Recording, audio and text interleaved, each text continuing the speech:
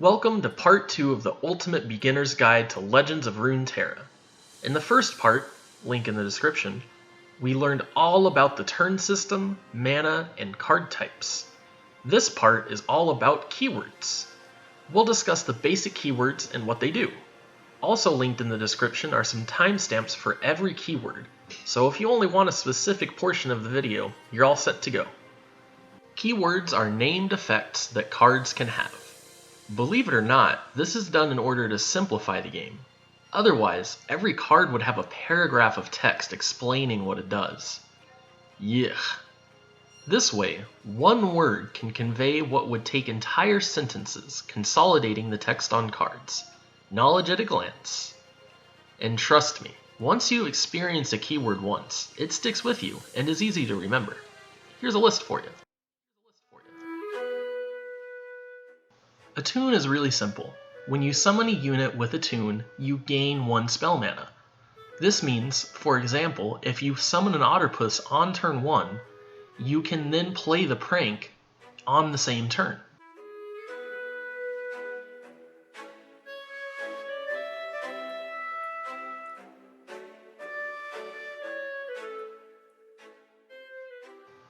Units with Augment gain 1 attack damage every time you play a created card, and this affects multiple units at once. So the more units with Augment you have on the board at a time, the more value you're generating per created card cast.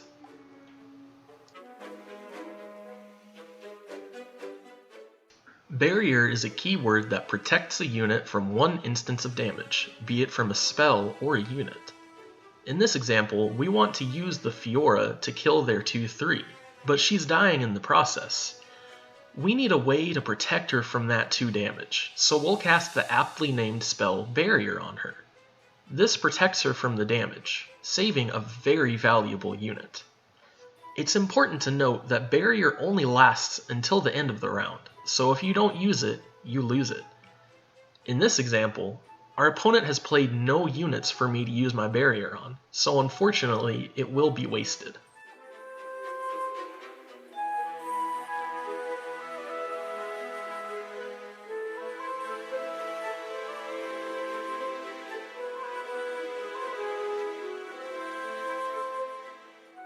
Challenger is a keyword that allows you to choose which unit blocks the unit with Challenger.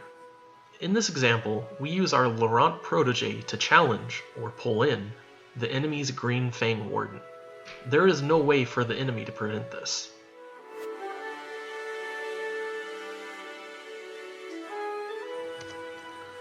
Deep is a keyword that reads, when your deck has 15 or less cards, you're deep.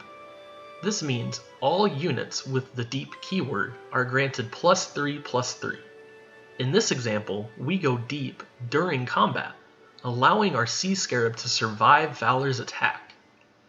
Now you start with 40 cards in your deck, and even with synergy cards, it takes time to get through all 25 cards. So naturally, deep lends itself towards late game play, only reaching its full potential as late as turn 9 or 10. This leads to some nail-biting, absolutely incredible comeback victories, with only a handful of cards left in your deck and everything laid out on the table.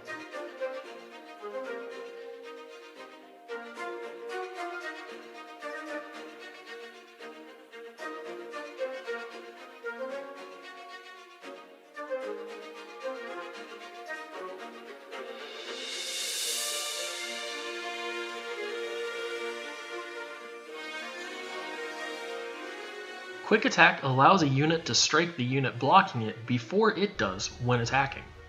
In this example, both our Riven and our River Shaper are going to attack, but only one of them is going to survive. At the moment, both our units are dying, but if we cast the combat trick Rush on Riven, she'll survive.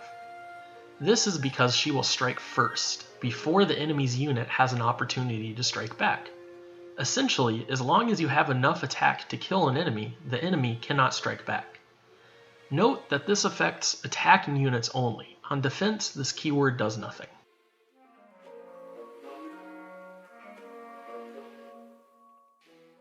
Double Attack works very similarly to Quick Attack, allowing a unit to strike before and at the same time as the unit blocking it. And just like Quick Attack, this only works during an attack. In this example, we have two units with double attack, Lucian and the Horns of the Dragon. Since Lucian only has 4 attack, he will trade evenly with the 6/6 Stalking Broodmother. This happens because the Lucian strikes once before the dragon, and then because the dragon survives the first hit, they strike each other at the same time, resulting in a double KO.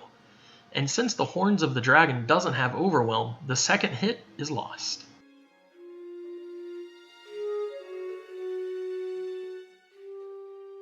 Elusive units are sneaky little things, meaning they can only be blocked by other elusive units. In this example, we don't have any elusive units, meaning the enemy Teemo has free reign to strike our Nexus and plant those shrooms. How unfortunate. For us, that is.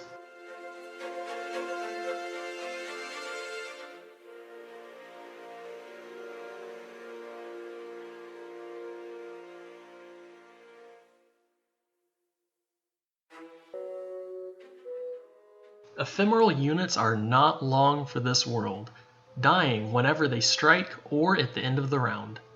In this first example, you'll notice that even though it had no blocker, the second unit died right after it struck. And in this next example, you'll see that even if no combat happens at all, ephemeral units still die at the end of the round. Most ephemeral units are spooky, ghostly apparitions, only appearing long enough to deal some damage, then disappearing back into the void. Spooky.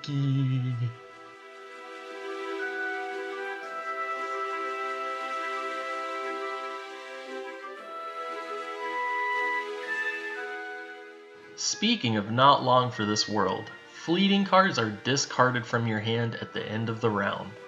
Simply put, if you don't use them, you'll lose them. Adios, muchacha.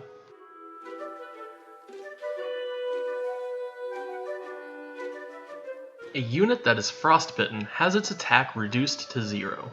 Frostbite is a powerful keyword that has applications on both defense and offense. In this first clip, we see that Ashe is given a clean attack thanks to our multiple Frostbite effects.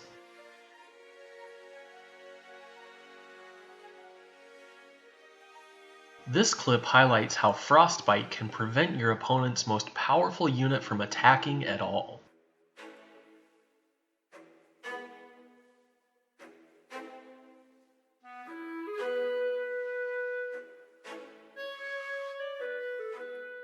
Fury is a keyword exclusive to the Dragon tribe.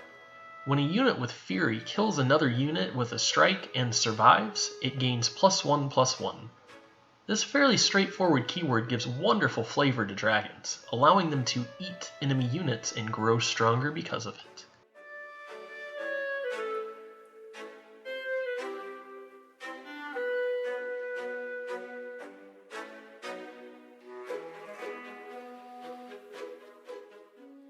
Immobile units can neither block nor attack.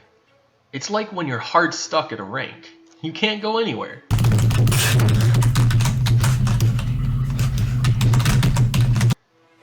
Typically, these units are meant to sit on the backline, somehow generating value for you. Take this clip for example. Our monkey idol summons powder monkeys at the beginning of every round, thus generating value in the form of board presence. It's great for proccing plunder.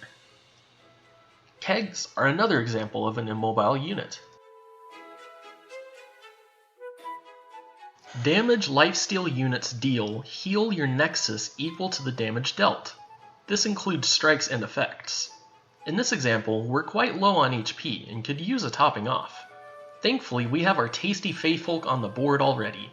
As you can see, the Faithfolk heals our Nexus from 9 to 13. Tasty indeed! When allies attack while a Lurk card is on the top of your deck, it lurks, granting all Lurkers +1 attack. This includes any units on the board, in your hand, or in your deck. Lurkers quickly scale up their damage, so watch out!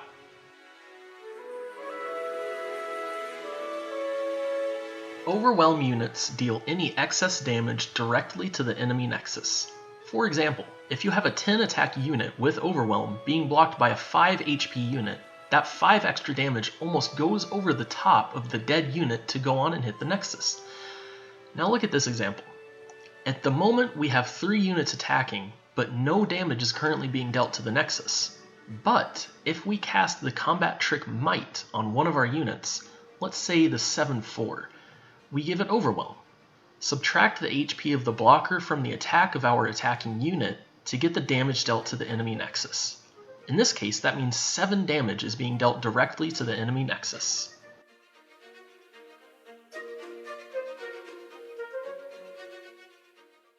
Units with Regeneration heal for all the damage dealt to them at the end of the round. In this example, we have a Braum and a Troll Ravager that have Regeneration. Braum takes 3 damage, and the Ravager takes 1. What do you think will happen at the end of the round? That's right, the Braum heals for 3 and the Ravager heals for 1. It's that simple.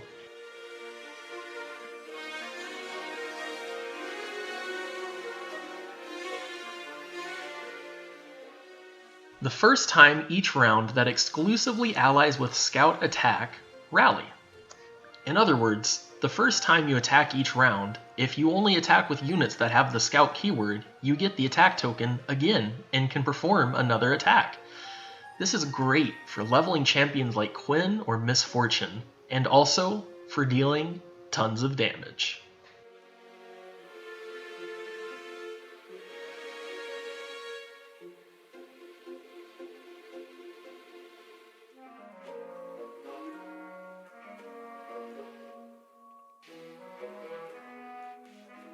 Units with Tough are, well, tougher than most units. What this really means is they take 1 less damage from all sources. Doesn't sound terribly impressive, but trust me, when it's the difference between a unit living or dying, 1 HP makes all the difference. As you can see in this example, our Vanguard Defender is saved by its toughness. Unfortunately, our Poros weren't so lucky.